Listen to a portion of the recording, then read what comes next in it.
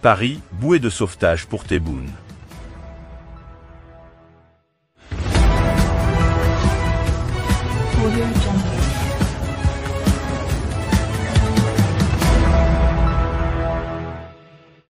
Il est fait politique incontestable. Le but à la fois ultime et urgent de l'entourage du président algérien, Abdelmadjid Tebboune, est d'organiser dans les plus brefs délais une visite d'État en France.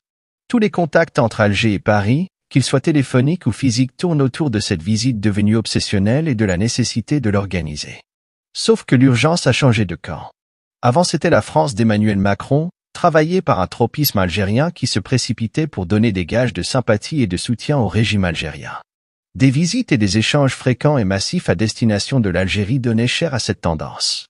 Paris courtisait Alger et le régime algérien, croyant tenir là une forme de faiblesse française, laissait libre cours à ses caprices. À plusieurs reprises, c'était Alger qui, formulant des demandes politiquement fantaisistes, provoquait intentionnellement les multiples reports. Paris subissait les humeurs du régime algérien et parvenait facilement à cette conclusion qui sautait aux yeux. Au sein du régime algérien, certains milieux veulent mettre aujourd'hui fin à l'aventure Tebboune en torpillant froidement son éventuelle visite en France.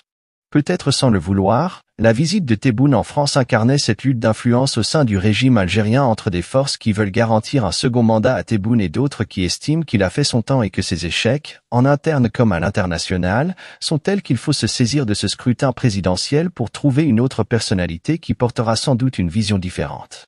Le clan Tebboune qui veut s'offrir un second mandat ne peut compter ni sur son bilan économique ni sur ses performances diplomatiques. Sur l'économie, l'Algérie, pays riche en produits énergétiques, subit de multiples carences au point que faire la queue pour obtenir des aliments essentiels comme le lait, l'huile ou autres produits de première nécessité, est devenue une attitude sociale banale. Sur la diplomatie, Tebboune ne peut présenter qu'un bilan de pyromane.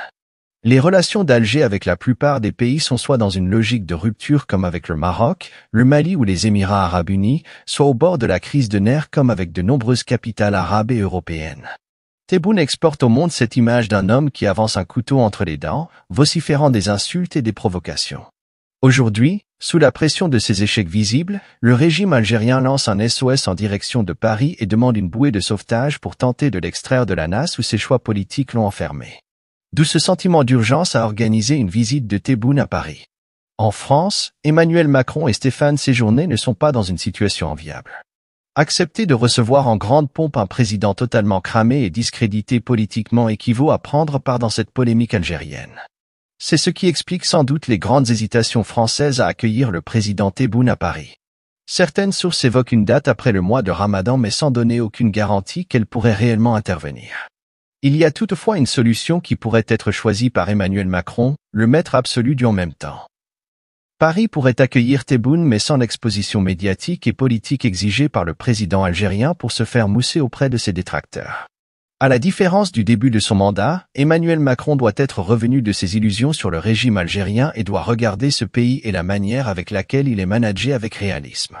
Et les réalités sautent aux yeux, les échecs, les faillites sont le principal trait distinctif du bilan Tebboune. Emmanuel Macron est devant des choix cornéliens. Ou accueillir et soutenir Tebboune et participer d'une manière décisive à la perpétuation de ce régime algérien basé sur l'autoritarisme politique excessif et une prédation économique chronique, sans parler d'une attitude agressive permanente à l'égard de son voisinage. Ou prendre de la distance et signifier ouvertement que l'affaire de la présidentielle est d'abord une affaire algérienne et c'est aux Algériens de faire le constat des multiples échecs de la gouvernance de Tebboune. Le président algérien voit donc sa visite en France comme une véritable bouée de sauvetage qui lui permettrait de faire taire ses contestataires au sein de son propre sérail.